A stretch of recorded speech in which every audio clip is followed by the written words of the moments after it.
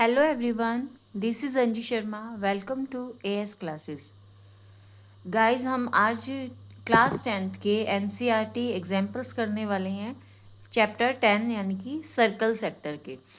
इससे पहले मैं आपको इंट्रोडक्शन करवा चुकी हूँ, 10.1 करवा चुकी हूँ और थ्योरम्स के प्रूफ करवा चुकी हूँ। अगर आपने अभी तक नहीं देखे हैं तो डिस्क्रिप्शन बॉक्स में आपको लिंक मिल जाएगा, आप वहाँ जाकर देख सकते हैं, ठीक है। क्योंकि जब तक आपको बेसिक क्लियर नहीं होगा तो आप आगे भी नहीं कर पाएंगे। तो उसके लिए मैं आपको वीडियो का लिंक दे दूँगी, आप वहाँ जाकर देख लीजिएगा। ओके, तो चलिए स्टार्ट करते हैं हमारे फर्स्ट एग्जाम्पल से।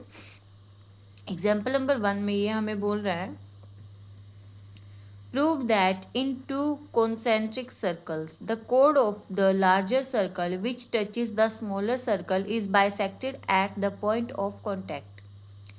सिद्ध कीजिए कि दो सकेंद्रीय वृत्तों में बड़े वृत्त की जीवा जो छोटे वृत्त को स्पर्श करती है, स्पर्श बिंदु पर स्वविभाजित होती है। मैं ट्राई करूँगी कि मैं आपको हिंदी और इंग्लिश दोनों में बता सकूँ, लेकिन मैं जो प्रूफ करवाऊँगी वो आपको इंग्लिश में ही करवाऊँगी। हिंदी में आप उसको ट्रांसलेट कर सकते हैं, आई होप, क्योंकि आप लोग 10th क्लास के बच्चे हैं, कोई छोटे बच्चे नहीं हैं आप लोग, ठीक है। फिर भी अगर आप लोगों को कोई इशू आता है तो आप मुझे कमेंट सेक्शन में बता सकते हैं, ताकि मैं नेक्स्ट टाइम से उस चीज़ का ध्यान रखूं। तो हम मीनिंग समझते हैं इसका। सबसे पहले तो कॉन्सेंट्रिक या सकेंद्रीय वृत्त समझते हैं हम क्या होते हैं।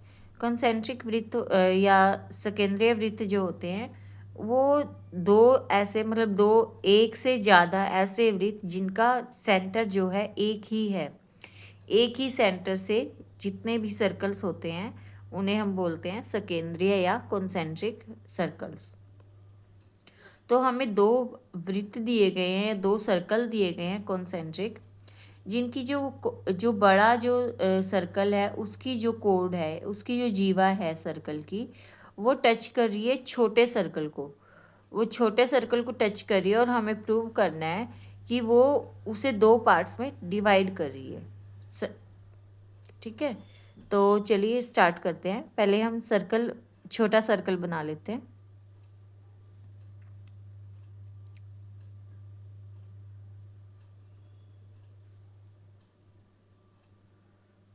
ये हमने छोटा सर्कल बना लिया, अब हम बड़ा सर्कल बनाते हैं।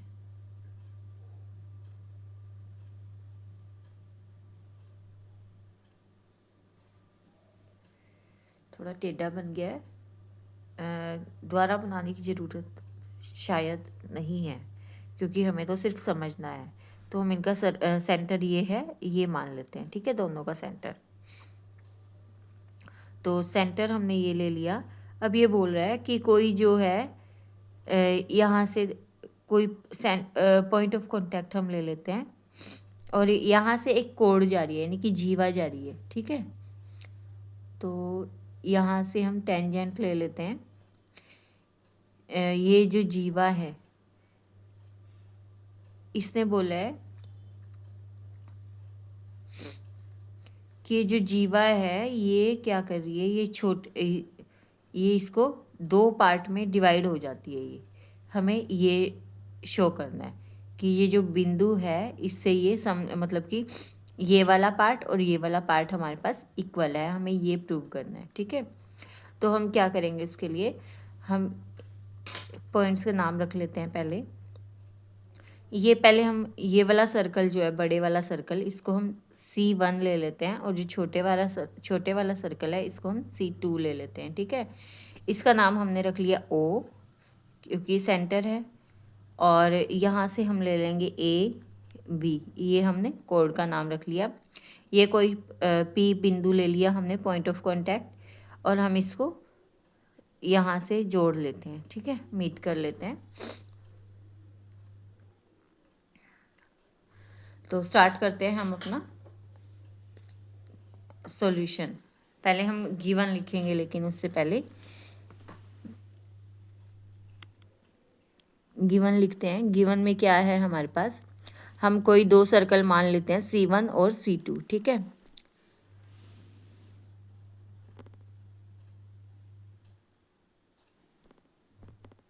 तो गिवन हमारे पास ये आ गया कि हमने कोई दो सर्कल ले लिए हैं C1 और C2, और उनके बीच में और एक AB हमने कोई कोड ले लिया, यानी कि जीवा ले लिया AB, जो C1 से जा रही है और टच कर रही है किसको, C2 को टच कर रही है पॉइंट P पे।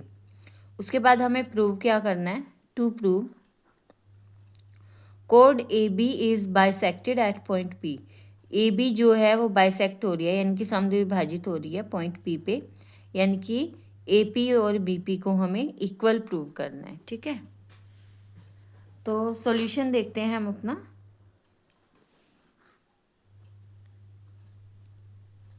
सॉल्यूशन में देखिए हमारे पास AB जो है वो टेंजेंट है C2 पे, है ना। AB हम टेंजेंट लिख सकते हैं ना C2 पे, since AB is tangent to smaller circle C2, तो OP क्या हो गया इसका मतलब, therefore OP is perpendicular to AB। ये कैसे हमने निकाला, ये हमने निकाला थ्योरम नंबर 10.1 से। यहाँ पे मैंने आपको सिर्फ ये लिख के दिखा दिया थ्योरम 10.1, लेकिन जब आप लिखोगे ना एग्जाम में तो आपको पूरी थ्योरम लिखनी पड़ेगी। वो कैसे, tangent at any point of circle is perpendicular to the radius through point of contact, यही है हमारे पास थ्योरम। तो अब हम क्या करते हैं कि ए बी है वो हमारे पास कोड है, ए बी इज अ कोड ऑफ C1। तो और हमारे पास क्या है, OP जो है परपेंडिकुलर निकाल लिया हमने AB के। देखिए मैंने क्या बोला है कि AB जो है वो C1 की कोड है, मतलब कि जो बड़े वाला सर्कल है उसकी कोड है, जीवा है उसकी। तो अब हमारे पास क्या हो गया, OP जो है वो AB के ऊपर परपेंडिकुलर है। कैसे है, क्योंकि हमने थ्योरम नंबर 1 में किया था कि अगर सर्कल से हमारे पास कोई रेडियस, अगर हमारे पास कोई रेडियस है सेंटर से लेके और पॉइंट ऑफ कांटेक्ट तक अगर हमारे पास कोई लाइन जाती है तो वो क्या होगी, वो टेंजेंट के ऊपर परपेंडिकुलर होगी। ये हमारे पास 10.1 थ्योरम थी, है ना। तो ए बी हमारे पास कोई कोड है C1 की और OP जो है वो परपेंडिकुलर है AB का। तो अब हम यहाँ से क्या निकाल सकते हैं, as perpendicular from the circle bisects the chord, therefore OP would be bisector of AB। मतलब कि क्या बोला है हमने, हमने बोला है कि परपेंडिकुलर है जो OP है जो फ्रॉम द सर्कल, सर्कल के सेंटर से जो OP परपेंडिकुलर है हमारे पास, वो कोड को क्या करता है, वो बाइसेक्ट करता है। तो OP would be bisector of AB, यानी कि OP जो है वो AB का बाइसेक्टर होगा, समद्विभाजक होगा। तो इसलिए हम क्या कह सकते हैं, AP is equal to BP। ये थोड़ा स्टेटमेंट वाला क्वेश्चन है, अगर आपको इस तरीके से समझ नहीं आया ना तो हम दूसरे तरीके से भी कर सकते हैं इसको। दूसरे तरीके से कैसे करेंगे, देखिए सेकंड मेथड हम यहाँ पे करते हैं, ठीक है। यहाँ पे हम इनको टच कर लेते हैं, ठीक है, इनको मीट कर लेंगे, OA को और OB को। लेकिन अगर आप ये दोनों मीट करोगे ना तो आप यहाँ कंस्ट्रक्शन में लिखना, टू प्रूव से पहले कंस्ट्रक्शन में लिखना कि मीट OA एंड OB, कि OA और OB को हम मिला देंगे, ठीक है, क्योंकि ये हमें गिवन नहीं है, ये हम अपनी तरफ से कर रहे हैं। तो अब देखिए मिलाने के बाद हमारे पास क्या आती है, हमारे पास दो ट्रायंगल आ जाती है ना, OAP और OBP, ये दो ट्रायंगल है।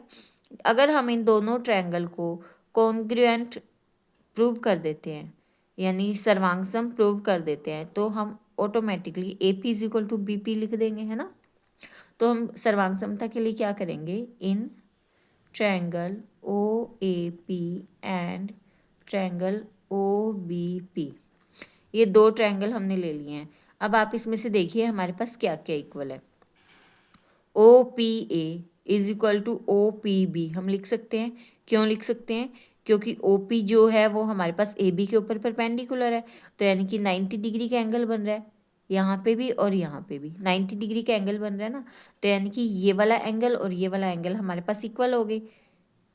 हम नाम रख लेते हैं इनके 1 और 2। तो angle 1 is equal to angle 2, या आप ऐसे भी लिख सकते हैं, angle O P A is equal to angle O P B. ठीक है, क्यों, हम यहाँ पे रीज़न लिख देते हैं, since O P is perpendicular to A B. ठीक है, उसके बाद क्या है हमारे पास, O A is equal to O B. O A is equal to O B क्यों है, क्योंकि ये दोनों बड़े वाले सर्कल की रेडियस हैं, ये हमारा यहाँ तक आता है। ठीक है, क्योंकि हमने बी से मीट किया था ना, तो ओ ए और ओ बी जो है वो हमारे पास रेडियस है। आप इस पे फिगर पे मत जाइएगा, क्योंकि फिगर थोड़ी गलत बन गई है, लेकिन वैसे क्या है हमारे पास रेडियस हैं ये दोनों। तो O A is equal to O B क्यों है, both radius of C one की रेडियस है ना हमारे पास ये दोनों। और क्या है हमारे पास, O P is equal to O P हम लिख सकते हैं। क्यों, क्योंकि ये हमारे पास कॉमन है, O P is equal to O P, this is common, यानी कि उभयनिष्ठ है। हिंदी में आप इसको लिखेंगे उभयनिष्ठ। तो हम क्या कर सकते हैं, तो हम इसको लिख सकते हैं ट्रायंगल। अब यहाँ पे आप नाम बड़े ध्यान से लिखिएगा, ठीक है। ओ ए किसके इक्वल है, ओ बी के इक्वल है, यानी कि हम ओ ए लिखेंगे पहले, उसके बाद हमारे पास क्या बच गया, पी बच गया, तो हम इसको लिख लेंगे ओ ए पी। और ऐसे ही यहाँ पे ओ ए के सर्वांग या कॉन्ग्रुएंट क्या हुआ हमारे पास, ओ बी हुआ, तो ओ बी और बच क्या गया हमारे पास पी। तो ये हो गया हमारे कौन से रूल से, हमारा आर एच रूल से। आर एच यानी देखिए राइट एंगल बन गया हमारे पास, हाइपोटेन्यूस हो गया और एक साइड होगी हमारे पास, है ना। तो इससे क्या हो गया हमारे पास, ये सर्वांग हो गया, यानी कि कॉन्ग्रुएंट हो गया। तो इससे हम क्या लिख सकते हैं, hence A P is equal to B P by C P C T.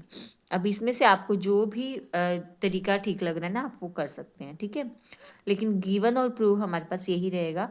और अगर आप ये सेकंड वाला मेथड कर रहे हैं, तो सेकंड वाले मेथड में आप कंस्ट्रक्शन लिख देना कि हमने ओ ए और ओ बी को मिलाया है आपस में।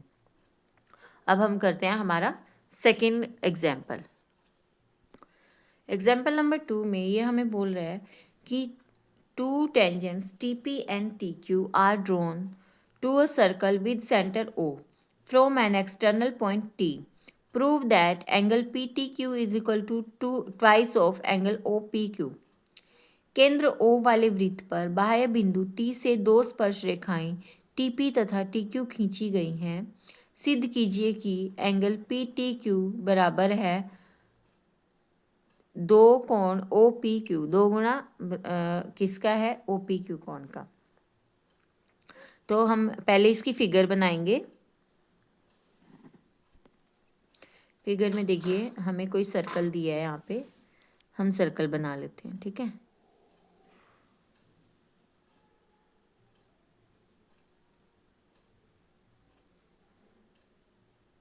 ये हमने कोई सर्कल बना लिया। अब ये हमें क्या बोल रहा है, इसका हमने ये सेंटर ले लिया ओ, नाम हम बाद में रखेंगे, और ये बाहर हमने कोई पॉइंट ले लिया टी। अब इसने क्या बोला है कि यहाँ से कोई दो टेंजेंट जा रहे हैं हमारे पास, मतलब कि दो टेंजेंट यानी दो स्पर्श रेखाएं जा रही हैं, ये हमने ले ली हैं कोई दो स्पर्श रेखाएं, ठीक है। और अब आगे इसने हमें क्या बोला है कि प्रूव दैट, नाम रख लेते हैं इनके, ये हमारे पास टी हो गया, ये हमारे पास ओ हो गया, और ये हमने पी ले लिया, ये हमने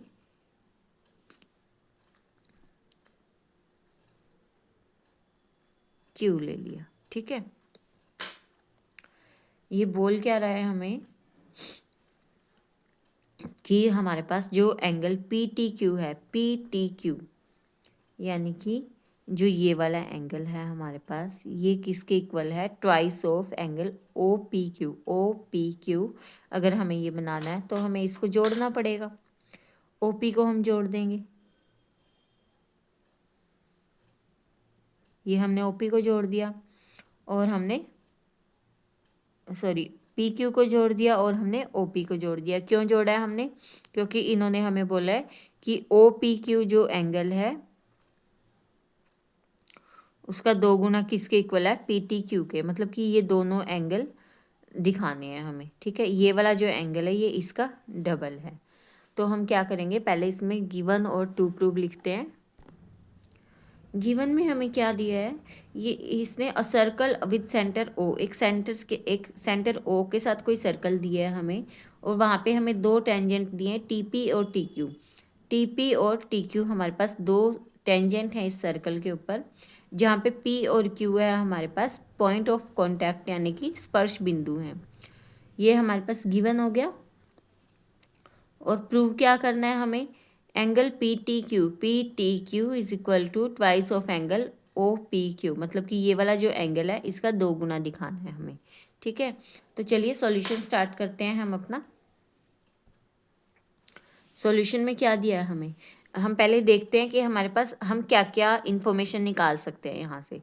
देखिए ये हमारे पास दो टेंजेंट है, और आपको याद है कि थ्योरम नंबर 2 हमें क्या कहती है, थ्योरम नंबर 2 हमें कह रही है कि अगर हमारे पास कोई बाहर एक्सटर्नल पॉइंट है और वहाँ से कोई दो टेंजेंट जा रहे हैं तो वो दोनों टेंजेंट जो हैं वो इक्वल होते हैं हमारे पास, है ना। तो यानी कि हम क्या लिख सकते हैं, solution T P is equal to T Q हम लिख सकते हैं। क्यों लिख सकते हैं, थ्योरम 10.2 से। अब यहाँ पे मैंने सिर्फ 10.2 लिख दिया है, लेकिन आप जब पेपर में लिखेंगे तो आप क्या लिखेंगे, पूरी थ्योरम नंबर 10.2 लिखेंगे। कैसे, आप लिखेंगे length of the tangents drawn from an external point to a circle are equal, ठीक है। तो इसलिए हम क्या लिख सकते हैं, angle T Q P is equal to angle T P Q. क्यों लिख सकते हैं, T Q P is equal to angle T P Q, यानी कि ये वाला एंगल और ये वाला एंगल हमारे पास इक्वल है। क्यों है इक्वल हमारे पास, देखिए टी पी और टी क्यू ये दोनों हमारे पास इक्वल लाइंस हैं, है ना। अगर ये दोनों इक्वल हैं किसी ट्रायंगल में, अगर हमारे पास दो साइड्स इक्वल होती है तो कौन सा ट्रायंगल होता है, वो आइसोसेलेस ट्रायंगल होता है। तो यानी कि यहाँ पे हम लिख देते हैं साइड में, TPQ is an isosceles triangle। ये हम मतलब TP और TQ अगर हम यहाँ पे भी लिख देते तो भी कोई दिक्कत नहीं थी, है ना।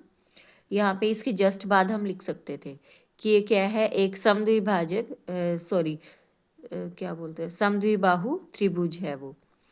जब ये समद्विबाहु त्रिभुज है तो इसके जो ये वाले एंगल होंगे आमने सामने वाले, ये दोनों भी इक्वल होंगे। तो इसलिए हमने टी क्यू पी और टी पी क्यू को हमने इक्वल लिख दिया। यहाँ पे आप इसका रीज़न ये लिख देंगे। और एक और रीज़न आप इसका लिख सकते हैं, angles opposite to equal sides are equal, मतलब कि जो एंगल होते हैं अपोजिट साइड के और उनके जो इक्वल साइड्स होती हैं उनके जो अपोजिट एंगल होते हैं वो इक्वल होते हैं हमारे पास। तो अब हम क्या कर सकते हैं, तो अब हमारे पास क्या आता है कि पी टी पी टी जो है वो टेंजेंट है ओ पी के ऊपर। क्यों है ये भी मैं आपको बता चुकी हूँ, क्योंकि हमारे पास थ्योरम नंबर 1 है कि अगर कोई रेडियस है हमारे पास सेंटर से, तो वो क्या है, वो टेंजेंट अगर पॉइंट ऑफ कांटेक्ट पे जहाँ से हमारी रेडियस जा रही है तो वो क्या होती है हमारे पास परपेंडिकुलर होती है ना। तो O P perpendicular to P T लिख सकते हैं हम, O P perpendicular to T P. क्यों? थ्योरम नंबर 10.1 के कारण।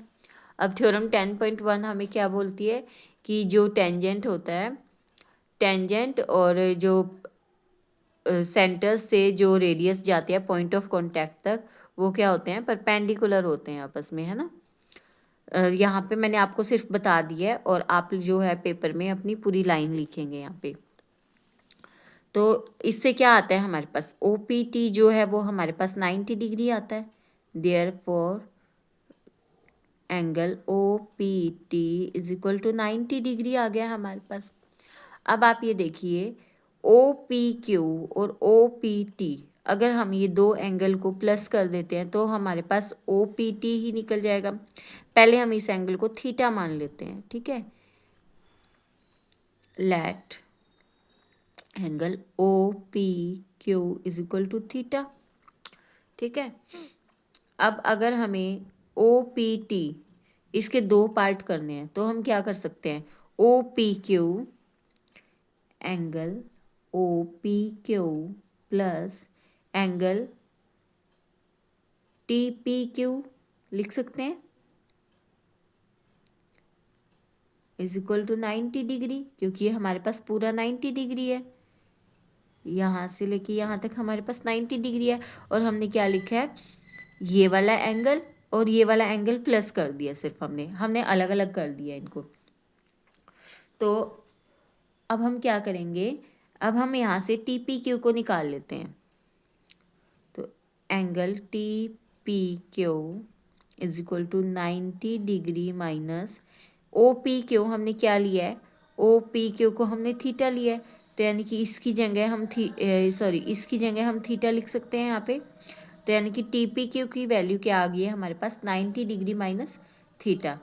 ये जो है हमारे पास हमने कोई इक्वेशन ले ली है, ठीक है। अच्छा, यहाँ पे हम इक्वेशन 1 को लिखना भूल गए हैं। हमने इक्वेशन 1 कौन सी ली है, ये हम इक्वेशन 1 ले लेते हैं और ये हम इक्वेशन 2 ले लेते हैं, ठीक है।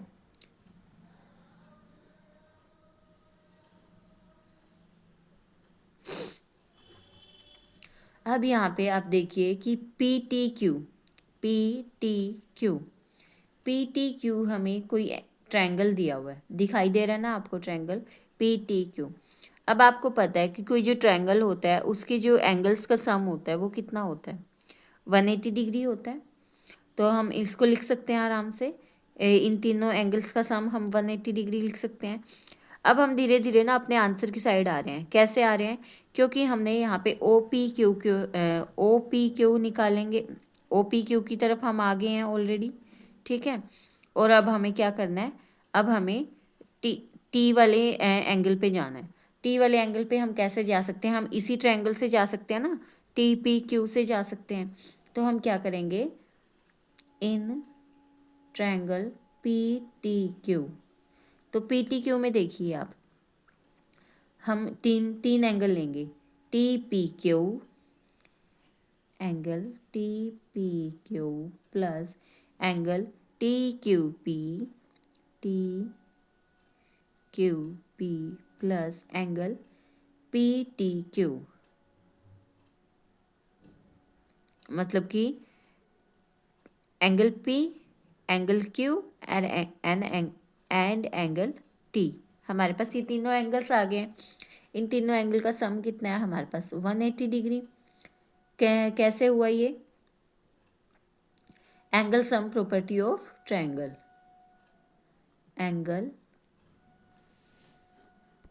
Angle sum property of triangle हमने ले ली है। अब आप ये देखिए, टी पी क्यू और ये जो है टी क्यू पी को हमने किसके इक्वल प्रूव किया था, टी क्यू पी को हमने टी पी क्यू के इक्वल प्रूव किया था, इक्वेशन नंबर 1 देखिए आप।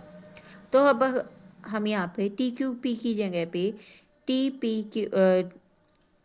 क्यू पी की जगह पे टी पी क्यू लिख सकते हैं हम, है ना। टी क्यू पी की जगह हम क्या लिख सकते हैं, टी पी क्यू लिख सकते हैं। यानी कि ये वाला एंगल और ये वाला एंगल हमारे पास इक्वल था। अब हमने ये वाला एंगल लिखा हुआ है तो हम इसकी जगह ये वाला एंगल लिख सकते हैं ना, एंगल पी लिख सकते हैं। तो हम क्या करेंगे, angle T P Q plus angle T P Q plus angle P T Q is equal to 180 degree. ये आया आपको पॉइंट समझ में। बस हमने क्या किया है, इस एंगल की जगह हमने ये वाला एंगल लिख दिया है यहाँ पे। यानी कि टी पी क्यू हमने एज इट इज़ लिखा और टी क्यू पी हमारे पास ये वाला एंगल था, इसकी जगह हमने वापस वही लिख दिया टी पी क्यू। तो ये किससे हो गया हमारे पास, फ्रॉम इक्वेशन वन में हमने लिखा था ना T Q P is equal to T P Q, क्योंकि ये समद्विबाहु त्रिभुज बन गया था, एक आइसोसेल ट्रायंगल बन गया था। और हमने ये देखा था कि आइसोसेल ट्रायंगल में जो इक्वल साइड्स होती हैं उनके जो अपोजिट एंगल होते हैं वो इक्वल होते हैं। तो अब हम क्या करेंगे, ये देखिए दो एंगल बन गया, तो यानी कि twice of angle T P Q is equal to क्या हो गया, plus angle P T Q is equal to 180 degree. ठीक है, twice of angle T P Q इसको हमने इक्वेशन सेकंड में क्या निकाला था, 90 डिग्री माइनस थीटा। तो यानी कि इसकी जगह हम क्या लिख सकते हैं, 90 डिग्री माइनस में theta plus angle P T Q is equal to 180 degree. तो ये क्या हो जाएगा हमारे पास, 90 को अगर 2 से हम मल्टीप्लाई करते हैं तो ये हो जाएगा हमारे पास 180 माइनस में, और 2 को थीटा से करेंगे तो 2 theta plus angle P T Q is equal to 180। अच्छा, यहाँ पे आप लिखना मत भूलिएगा, फ्रॉम इक्वेशन सेकंड आया है हमारे पास ये पॉइंट, है ना। यानी कि 90 डिग्री माइनस थीटा हम इक्वेशन सेकंड से लिखा है यहाँ पे। तो अब आप ये देखिए, अगर हम 180 माइनस 2 थीटा को उधर ले जाते हैं तो क्या हो जाएगा हमारे पास, angle P T Q is equal to 180 degree minus में ये 180 उधर जाके माइनस का हो जाएगा ना, और ये माइनस 2 थीटा उधर जाके क्या हो जाएगा, प्लस का 2 थीटा। तो 180 से 180 कैंसिल हो गया, angle P T Q is equal to 2 theta आ गया हमारे पास। और थीटा क्या था हमारे पास, एंगल पी टी क्यू, और थीटा हमने क्या माना था, ओ पी क्यू को माना था, है ना। तो इसकी जगह हम थीटा की जगह क्या लिख सकते हैं, ओ पी क्यू। तो हैंस प्रूव्ड, यानी कि ये आंसर हमारा आ गया है। अब एक बार हम इसको क्विक रिवाइज कर लेते हैं। अब यहाँ पे देखिए हमारे पास एक ट्रायंगल था, कोई ट्रायंगल हमें गिवन है और उस ट्रायंगल का हमें सेंटर ओ है और बाहर कोई एक्सटर्नल पॉइंट दिया हुआ है टी। अब टी से दो टेंजेंट हमें दिए हुए हैं, एक पी पर दिया है और एक क्यू पर दिया है। ठीक है, हमें प्रूव क्या करना है कि जो एंगल टी है वो ट्वाइस है एंगल थीटा का, ये एंगल हमने थीटा मान लिया। ठीक है, अब जो थ्योरम सेकंड है वो हमें क्या कहती है, थ्योरम सेकंड से हम निकालेंगे T P is equal to T Q, यानी कि जो टेंजेंट्स है वो आपस में इक्वल होते हैं। और साथ में रीज़न लिखना बिल्कुल भी मत भूलना आप लोग।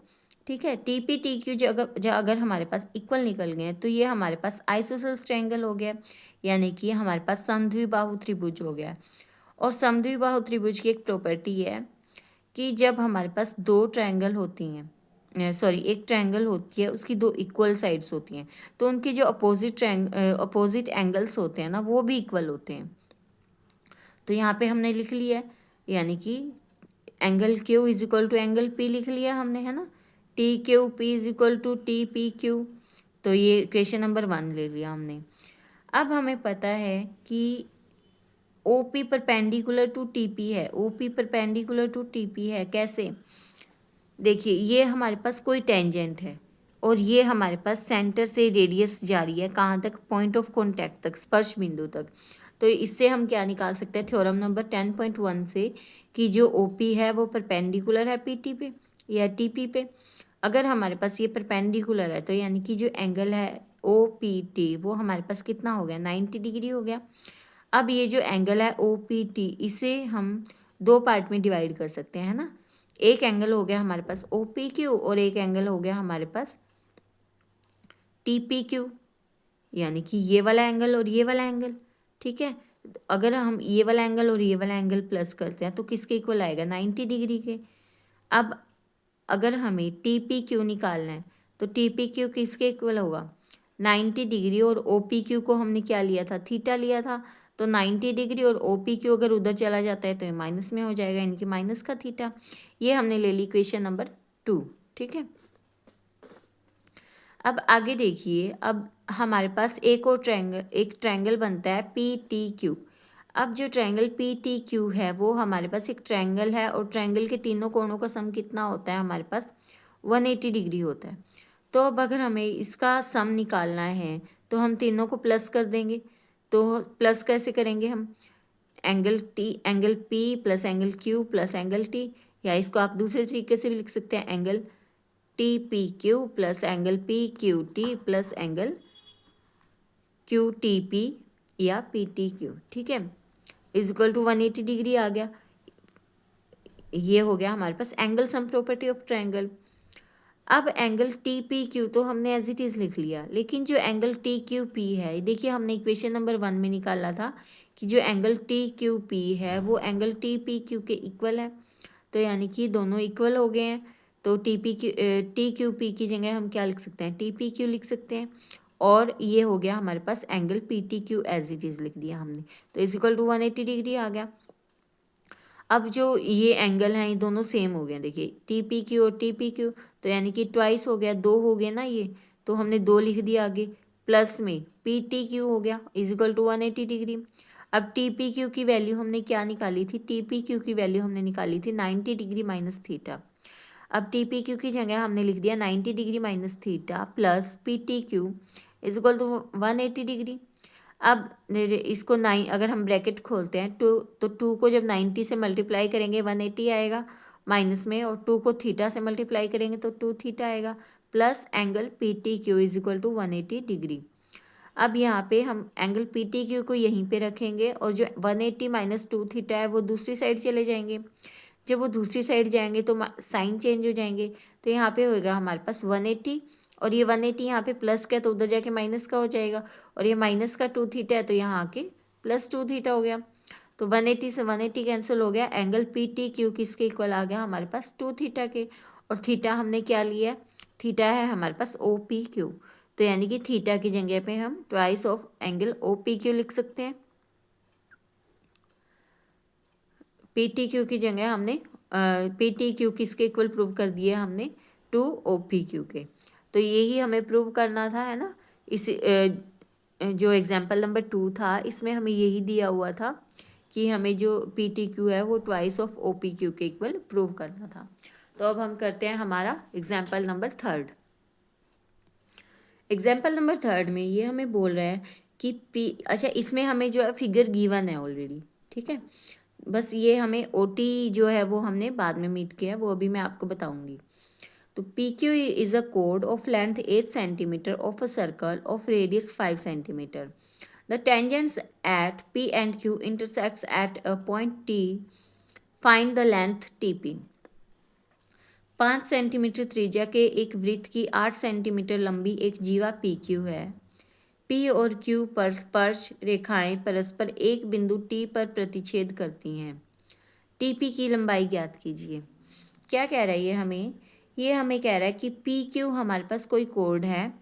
ये मैंने यहाँ पे 8 सेंटीमीटर बताने के लिए यहाँ पे लाइन छोड़ दी है, लेकिन ये पूरी मीट करती है ऐसे, ठीक है।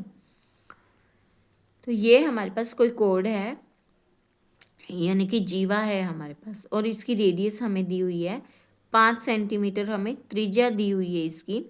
और P और जो Q है वो दो स्पर्श बिंदु हैं हमारे पास, और वहाँ से क्या है हमारे पास कोई बाहर पॉइंट दिया हुआ है हमें T, एक्सटर्नल पॉइंट दिया हुआ है, और उस T से हमारे दो टेंजेंट जा रहे हैं, यानी कि स्पर्श रेखाएं जा रही हैं TP और टी क्यू।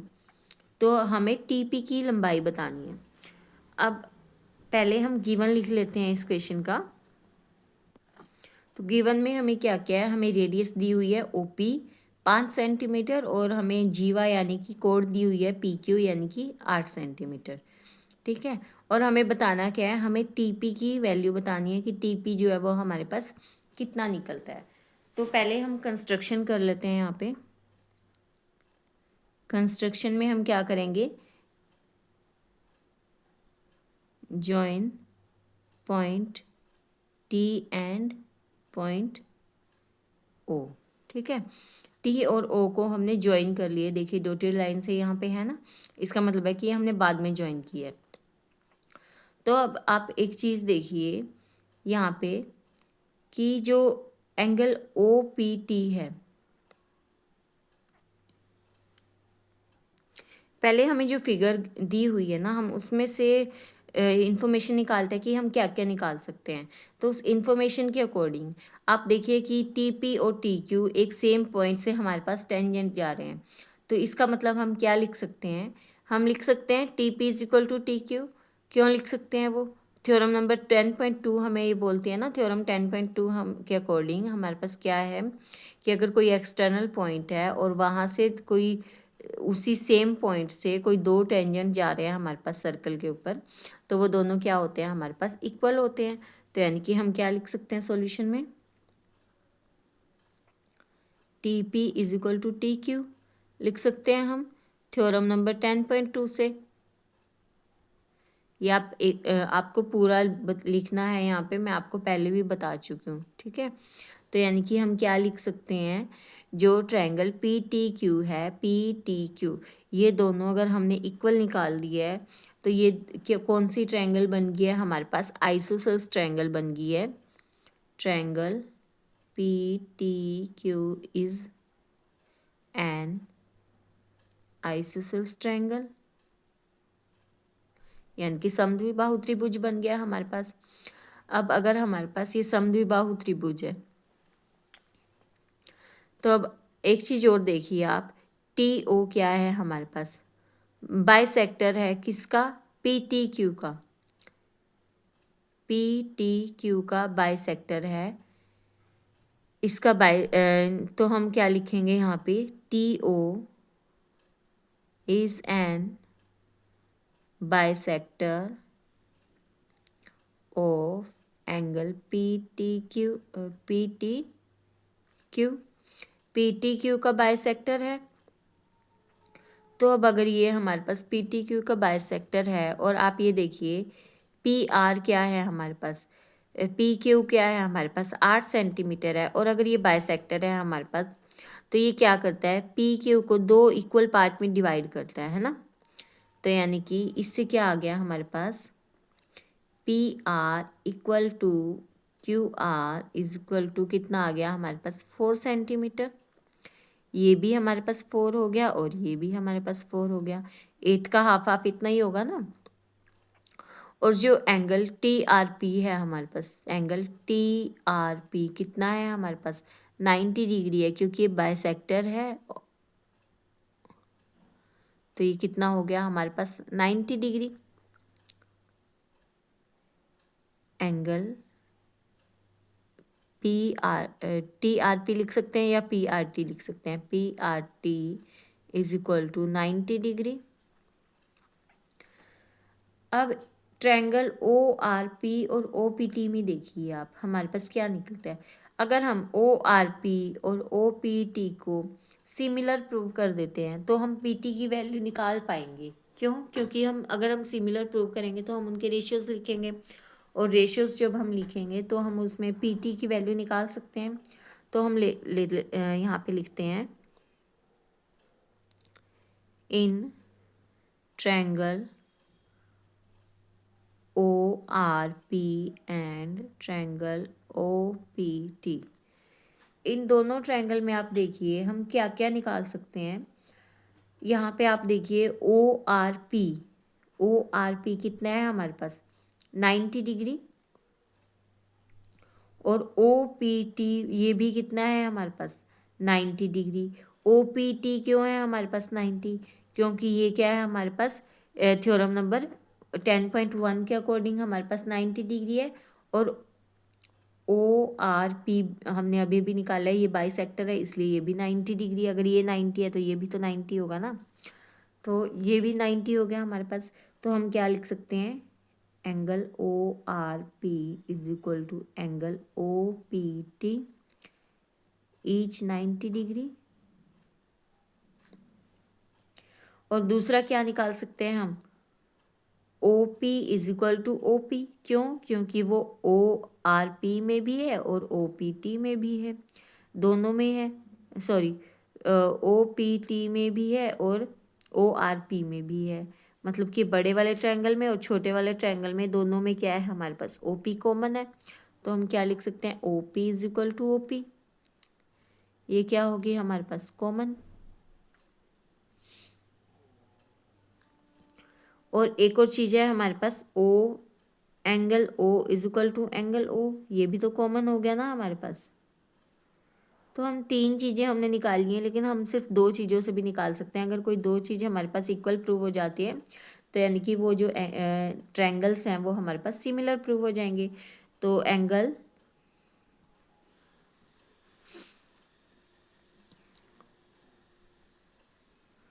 यहाँ पे नाम बड़े ध्यान से रखिएगा आप, ओ आर पी और ओ पी टी हमारे पास दोनों 90 डिग्री हैं, है ना।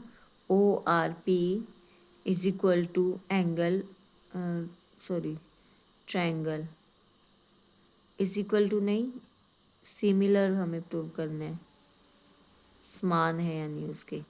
Angle O R, triangle O R P is similar to triangle O P T. अब ये जब दोनों सिमिलर निकल गया तो किस कौन सी प्रॉपर्टी से, एंगल एंगल से भी निकाल सकते हैं ना। दो एंगल इक्वल हो गए हैं हमारे पास, एक एंगल ये हो गया और एक एंगल ये हो गया, तो दो एंगल जब इक्वल हो गए तो ये दोनों इक्वल हो गए हैं हमारे, सिमिलर हो गए हैं दोनों ट्रायंगल। अब अगर ये दोनों ट्रायंगल सिमिलर हो गए हैं तो अब हम क्या कर सकते हैं, हम देखिए रेशियोज लिख सकते हैं इनके। रेशियो कैसे लिखेंगे हम, जो ओ आर है, ओ आर किसके इक्वल, किसके रेशियो में हो जाएगा हमारे पास, ओ पी के रेशियो में हो जाएगा, O R by O P. और जो आर पी है हमारे पास, आर पी किसके रेशियो में हो जाएगा हमारे पास, पी टी के रेशियो में हो जाएगा। और थर्ड क्या है हमारे पास, ओ पी, ओ पी किसके रेशियो में हो जाएगा हमारे पास, ओ टी के रेशियो में हो जाएगा, इसके रेशियो में। अब आप सोच रहे होंगे कि हमने ओ पी दो बार क्यों लिया है। ओ पी हमने दो बार क्यों लिया है, क्योंकि ओ पी हमारे पास बड़े वाले ट्रायंगल में भी है और छोटे वाले ट्रायंगल में भी है, ठीक है।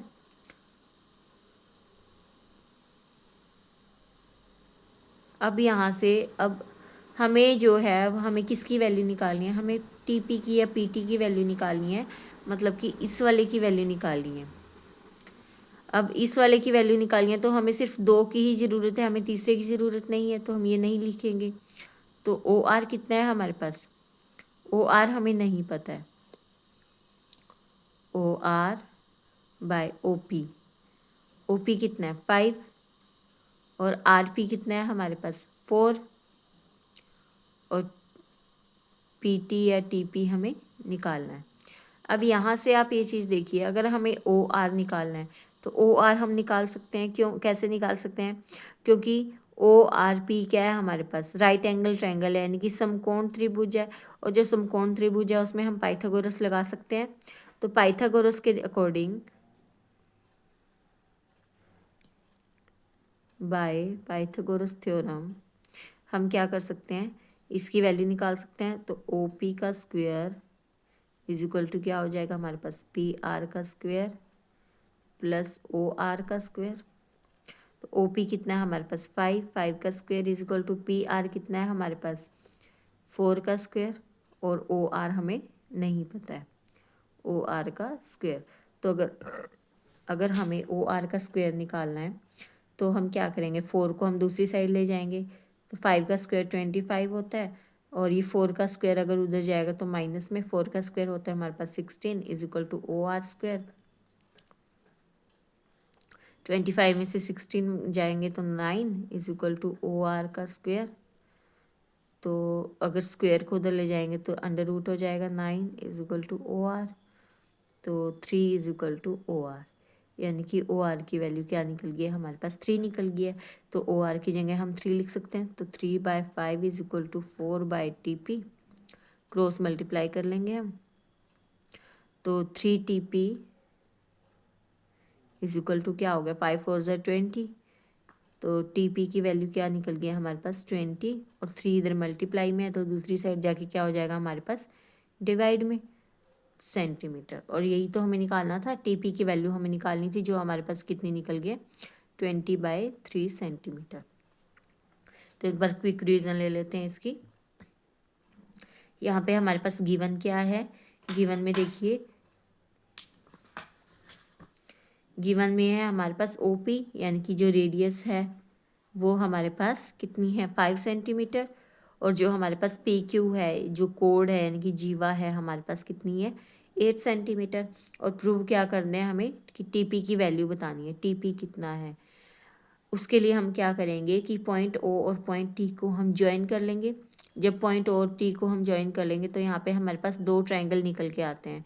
एक हमारे पास आता है OPR और एक आता है हमारे पास PTO, है ना। ये 2 ट्रायंगल हमारे पास निकल के आते हैं। हमारे पास ट्रायंगल तो ये भी बनता है TRQ, लेकिन इसमें हमारे पास सिर्फ 4 सेंटीमीटर ये गिवन है, हमारे पास और कुछ भी गिवन नहीं है। तो हम इसमें से कुछ भी नहीं निकाल सकते। अब हमारे पास देखिए ये वाला ट्रायंगल बनता है TPR और PRO, ये 2 ट्रायंगल हमारे पास बनते हैं। तो इसमें भी हमारे पास सिर्फ 4 सेंटीमीटर एक ही साइड गिवन है, और इसमें हमारे पास दोनों साइड, 2 साइड गिवन है, एक 4 सेंटीमीटर ये है और एक 5 सेंटीमीटर ये है, लेकिन हमारे पास RO नहीं है। ठीक है, तो हम क्या करेंगे कि अगर हम इस ट्रायंगल को और इस ट्रायंगल को हम सिमिलर प्रूव कर देंगे तो हमारे पास क्या निकल जाएगा, हम रेशियोज़ में लिख सकते हैं, और रेशियोज़ में लिखेंगे तो हम PT निकाल सकते हैं या TP निकाल सकते हैं। तो हम पहले इन्फॉर्मेशन देखेंगे कि हमारे पास क्या क्या है। हमारे पास एक ही पॉइंट से 2 टेंजेंट जा रहे हैं, और थ्योरम नंबर 10.2 हमें क्या कहती है कि TP is equal to TQ है। ठीक है, TP is equal to TQ according to theorem 10.2। उसके बाद क्या निकलता है हमारे पास, PTQ हमारे पास आइसोसेल्स ट्रायंगल निकलता है। आइसोसेल्स यानी समद्विबाहु त्रिभुज निकलता है हमारे पास।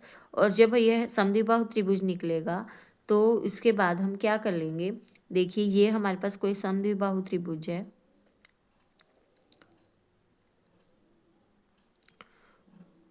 और यहाँ से ये जो लाइन जा रही है ये इसका बाइसेक्टर है। ठीक है, क्योंकि हमने ये थ्योरम भी पढ़ी थी कि ये जो पीछे एक एग्जांपल पढ़ा था हमने कि रेडियस से और कोड पे जो लाइन जा रही है वो क्या होगी, हमारे पास परपेंडिकुलर होगी, है ना, बाइसेक्ट करेगी ना, परपेंडिकुलर होगी। और यहाँ से जो परपेंडिकुलर जाएगा इस पॉइंट तक वो क्या होगा, वो बाइसेक्ट करेगा इसको। तो बाइसेक्ट करने का मतलब क्या है कि जो TO है वो एंगल PTQ का क्या है, एक बाइसेक्टर है, यानी कि ये वाला एंगल और ये वाला एंगल हमारे पास इक्वल होंगे।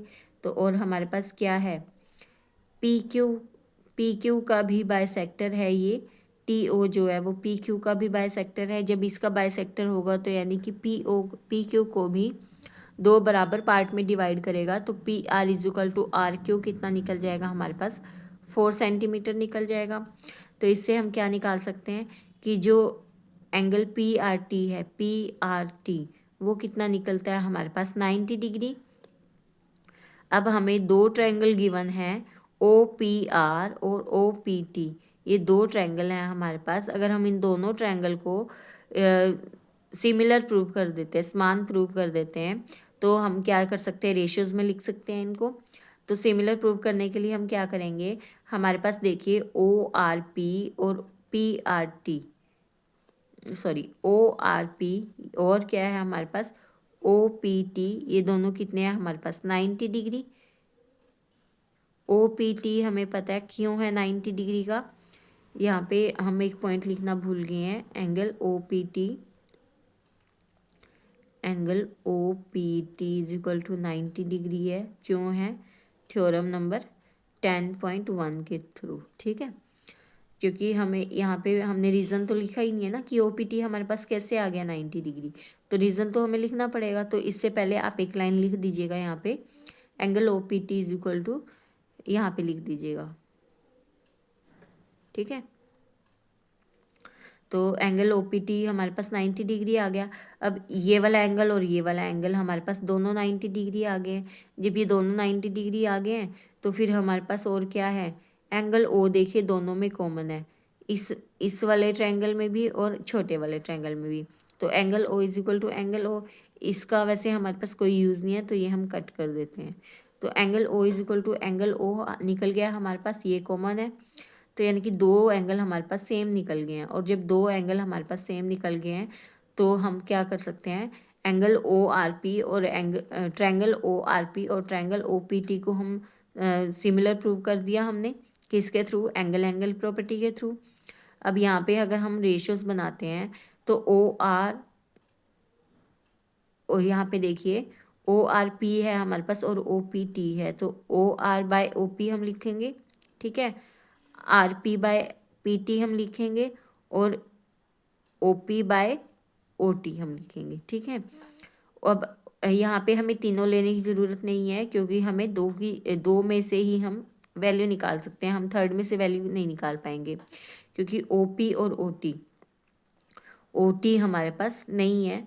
तो इसलिए हम क्या करेंगे, और हम ऐसी कोई वैल्यू नहीं निकाल सकते जहाँ पे हमें दो से ज़्यादा वैल्यू ना गिवन हो। तो हम क्या करेंगे, हम इसको हटा देंगे। और ओ आर कितना है हमारे पास, ओ आर निकालने के लिए हम पाइथागोरस यूज़ करेंगे। पाइथागोरस के अकॉर्डिंग क्या है हमारे पास, हाइपोटेन्यूज का square is equal to base का स्क्वायर प्लस परपेंडिकुलर का स्क्वायर, यानी कि 5 का square is equal to 4 square plus O R का स्क्वायर। तो यहाँ से हमारी वैल्यू क्या निकल जाएगी, ओ आर हमारे पास 3 आ जाएगा। और ओ आर की वैल्यू हमारे पास 3 आ गई है और ओ पी हमें ऑलरेडी गिवन है 5, आर पी हमें गिवन है 4 और पी टी हमें निकालना है। तो 3 टी पी क्रॉस मल्टीप्लाई कर लेंगे, 3 T P is equal to 5 4 ज़ा 20, तो T P is equal to 20 divided by 3। 3 divide में क्यों गया है, क्योंकि यहाँ पे मल्टीप्लाई में है। तो यानी कि टी पी की वैल्यू क्या आ गई है हमारे पास, 20/3। ये जो तीनों एग्जाम्पल हैं ये मोस्ट इंपॉर्टेंट एग्जाम्पल हैं इस चैप्टर की, ठीक है। तो ये तीनों आप बार बार जरूर रिपीट करना। और इन्हीं, ये जो आपके पास एग्जाम्पल्स हैं इन्हीं से रिलेटेड आपके पास आगे 10.2 में क्वेश्चंस भी हैं। और इसके लिए आपको क्या करना पड़ेगा, जो थ्योरम 10.1 है और 10.2 है उनको बहुत ही ज़्यादा अच्छे से करना है। और जहाँ पे भी आपको रिजल्ट लिखना है तो आपको सिर्फ ये नहीं लिखना है थ्योरम 10.2, आपको प्रॉपर थ्योरम लिखनी पड़ेगी वहाँ पे, ठीक है। क्योंकि जो एग्जामिनर है उसे क्या पता कि 10.2 थ्योरम कौन सी है, तो वो तो रीज़न ही देखेगा ना वहाँ पे। तो आपको जो भी लाइन आप लिखेंगे तो उसके आगे आपको रीज़न ज़रूर लिखना है कि हमने ये इस रीज़न के कारण किया है। वैसे तो इसका एक तरीका और है लेकिन वो थोड़ा लेंथी है तो इसलिए मैंने वो आपको नहीं करवाया है। आप अगर इसी तरीके से करेंगे तो आपके लिए ज़्यादा ईजी रहेगा। तो यहाँ तक हमारे एग्जाम्पल कंप्लीट होते हैं। और जो हमारी नेक्स्ट वीडियो होगी उसमें हम करेंगे 10.2 एक्सरसाइज करेंगे। उसमें हमारे पास 13 क्वेश्चन है तो हम हाफ हाफ करके 2 पार्ट्स में वो एक्सरसाइज करेंगे। क्योंकि अगर हम पूरी वीडियो में, पूरा एक ही वीडियो में सारे क्वेश्चंस करेंगे तो वो आपको अच्छे से समझ नहीं आएंगे। तो हम हाफ हाफ करके उसको अच्छे से समझेंगे, ठीक है। तो तब तक के लिए keep learning, stay connected with AS classes. Thank you so much, bye bye.